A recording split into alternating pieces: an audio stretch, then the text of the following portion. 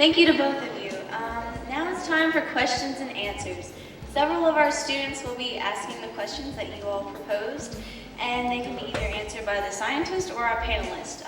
Now let me introduce our panelists. David Padgett has a PhD in geography from the University of Florida, and he is Associate Professor of Geography at Tennessee State University. And Terry King, who is a physics teacher at Ravenwood. You want to come on up and have questions?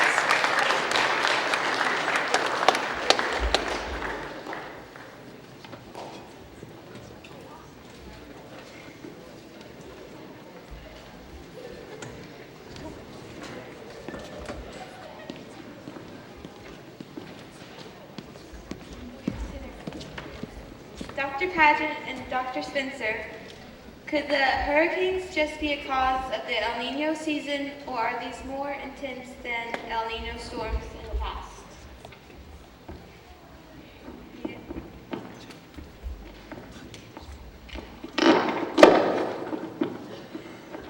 Yeah, we know that El Ninos and La Ninas modulate the yearly hurricane activity. During El Nino, there's too much upper level wind shear. You get fewer hurricanes. During La Nina, you get more. But that's taken into account when they, sort of look for a long-term trend in hurricanes. It is true we've had more El Ninos than normal, like for the last 25 years. But yeah, that's part of the equation. But we already know that that's sort of noise. That's the year-to-year noise. The bigger concern is this long-term trend, which I'm saying, even the hurricane experts, most of them claim we really don't know whether there is one because we don't know how many hurricanes there were out there before about 1975 very well, because we couldn't see them. We didn't have satellites.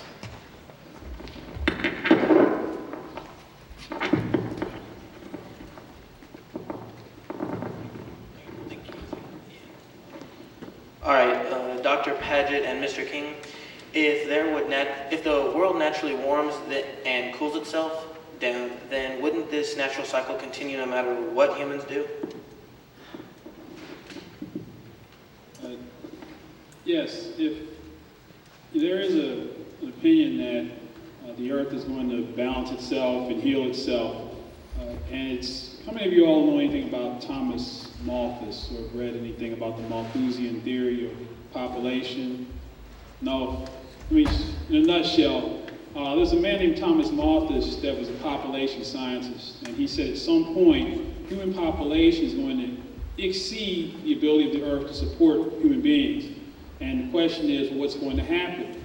Well, Malthus said that the human population growth would correct itself by essentially having people die off through war, disease, and famine. In other words, human population would balance itself and correct itself. And so you can take that same picture and make it analogous to the Earth's atmosphere. In other words, there are systems in place that will counteract warming. And so that's somewhat of an optimistic way of looking at things. But if we look at the Earth and the environment, it does maintain equilibrium. And the question is, how is that going to affect us as we're caught in the middle of it?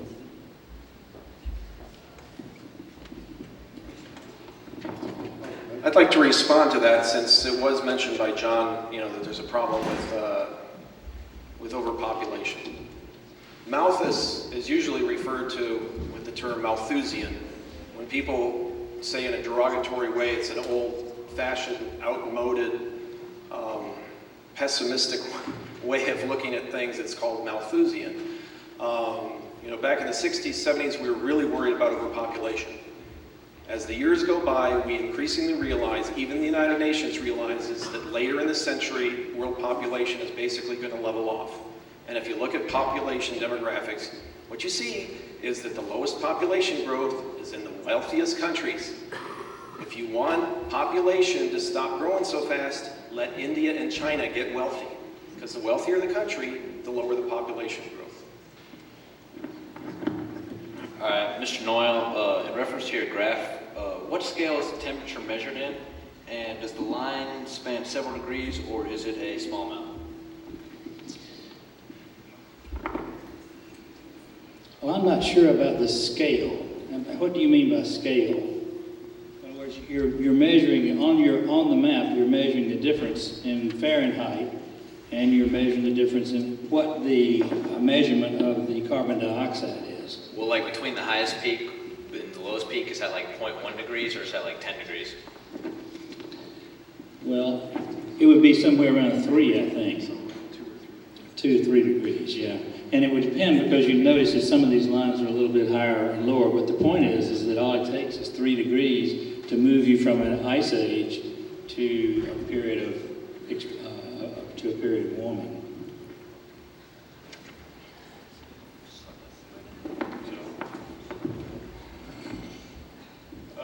This is a question for anybody who wants to answer it.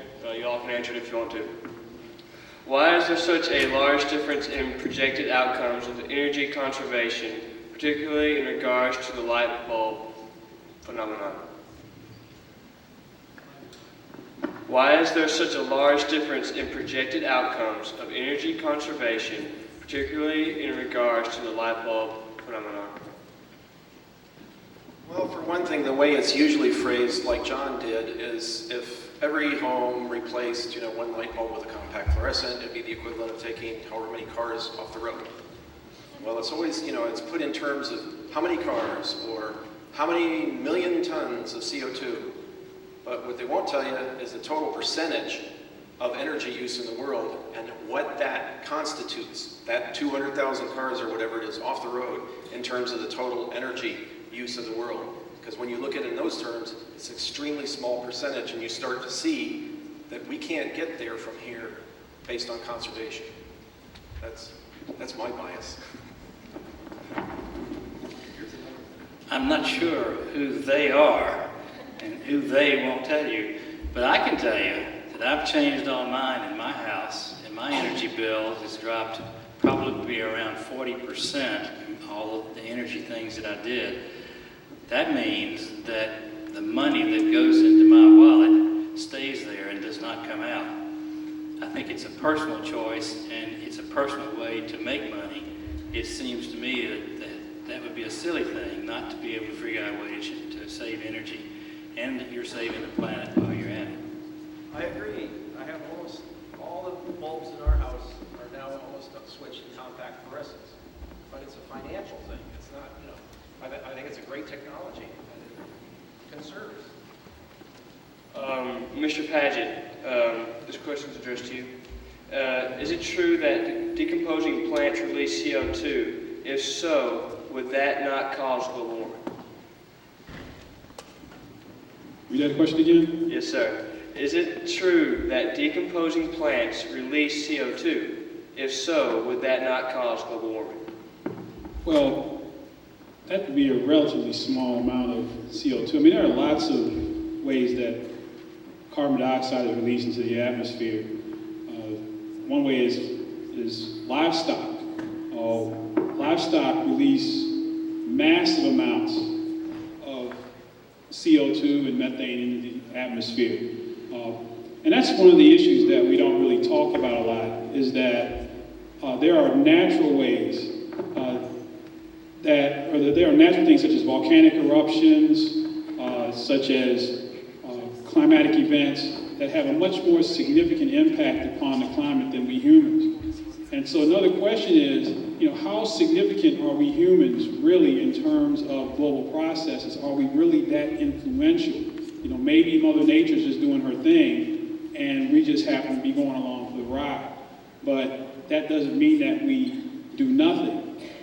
Because as we say, even doing nothing will have a result. And so even doing nothing is doing something in the context of human activities. Because even if we do nothing, something will happen. And so the question is, we don't want to just ignore this and ride along with it and then go down with the earth. We want to do something about it if we can, if we're able to. But the question is, do we human beings have that kind of power? Or is nature so overwhelmingly powerful that we're just this insignificant speck on the planet that's not doing anything to it? That's a question that we still haven't been able to answer. I want to answer that question more directly. Yes, decaying vegetation does emit huge amounts of CO2, but you have to be careful. In fact, a lot more than humans emit, but be careful with that because at the same time, vegetation is taking up an approximately equal amount. You remember the chart of increasing CO2 that I showed, that first one that had the wiggly line going up? Each one of those wiggles represented, when the wiggle goes down, that's northern hemisphere summer when vegetation is growing, and you've got more growing than you've got decaying. And then when it goes back up, CO2 going up in those wiggles, that's the rapid, the decaying vegetation from the fall, stuff falling off the trees is far outstripping the growth rate. So what you've got is, even though, yes, decaying vegetation does emit a lot of CO2, a lot more than we do, before we started emitting, everything was kind of in balance. There was a balance between how much was being taken up and how much was being emitted. And so we've upset the balance. So now I'm starting to sound environmental, aren't I? It's true, we've upset the balance. The big question is, so what?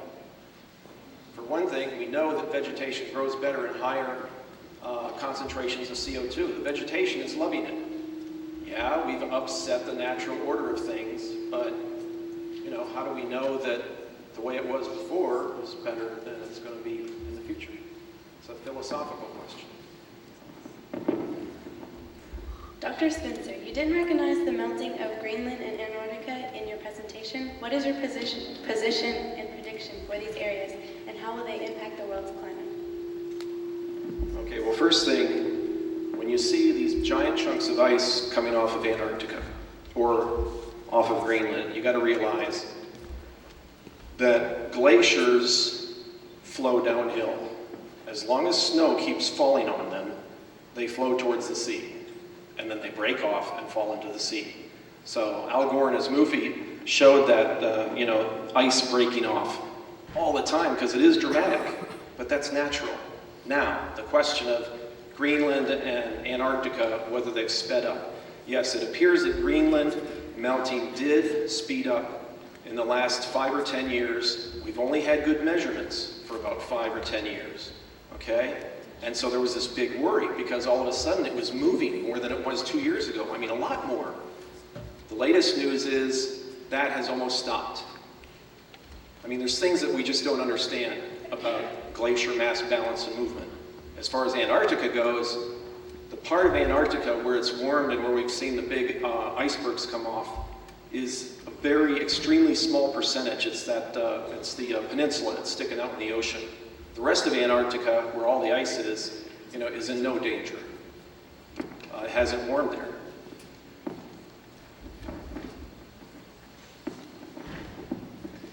It is true that glaciers move forward and they break off. But glaciers are not moving forward, they're moving backwards and they're breaking off. In Antarctica, some of the places, the Larsen B ice shelf, has been there for thousands of years. It hadn't gone anywhere. In fact, it was getting bigger. And they noticed that pools of water were actually forming on top of the ice. And they could not believe when one of them broke off, because the water came down through those holes, lubricating the bottom, and it broke off. The planet, anything that's ice, is melting right now. And one other quick thing too, sorry, okay, sorry. You had talked about James Hansen, and this was not supposed to be a debate, but James Hansen didn't get a chance to defend himself. James Hansen is somebody that is exposed to more satellite data than anybody on the planet. He's a government official. And I think that James Hansen, when you call James Hansen Mr. Global Warming, he probably would have called you Mr. Anti-Global Warming. For the record, I was a NASA employee for 15 years, and Jim Hansen doesn't work with satellite data. That's been my whole career, is satellite data.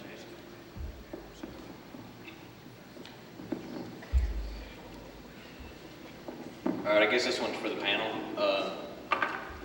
If global warming is or can be influenced by CO2, why is there such extremes of temperature difference between day and night in deserts?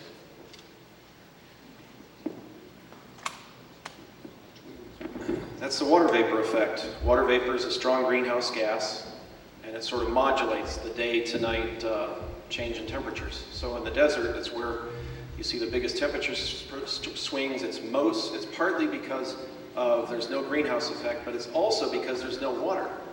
When it heats up in the daytime, the surface of the desert gets really hot because there's no water to evaporate and remove that heat like we have here when the dirt is wet, you know. The dirt really doesn't warm up until it gets dry. That's the way it is in the desert. It gets really hot in the day because there isn't moisture to absorb the heat.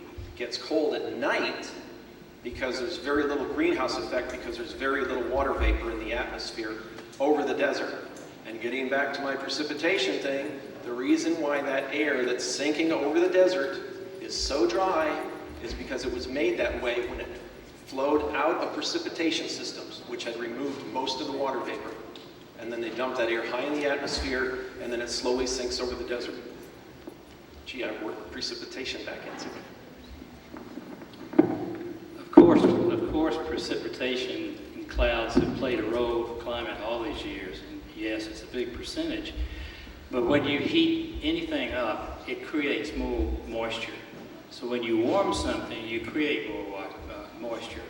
And if that moisture is created, that's one of the things that fuels catastrophic events, storms, hurricanes. So the warming effect is what can take moisture and increase that amount of moisture.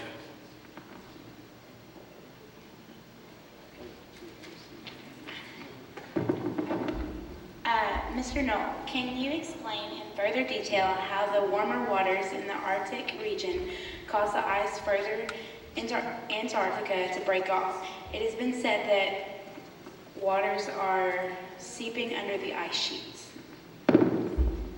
Yes, I attempted to do that a little while ago. I may not have been clear, but if you have an ice sheet in the coldest part of the world, which is down here, when that ice sheet begins to melt, it forms fissures or cracks, and the water slips down between those cracks, gets to the underlying part of the ice, and that ice can then begin to move. It acts as a lubricant, and that lubricant is what people are worried about. In fact, science didn't really understand that very well until now, or in the last 10 years. And it has surprised a number of scientists how quickly that particular shelf, the Larsen B and another one, have broken loose. And that's what worries them about Greenland.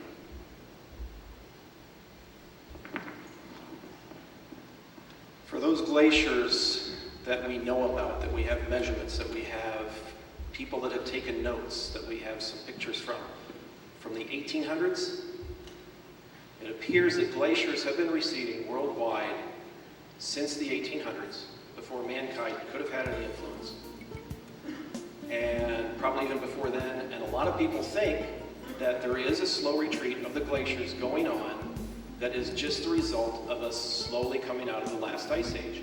I mean, these things have huge amounts of ice, and it takes a long time for that ice to melt. So that's one of the theories, is that this is just a natural process. We came along towards the end of it, and we're blaming it on us.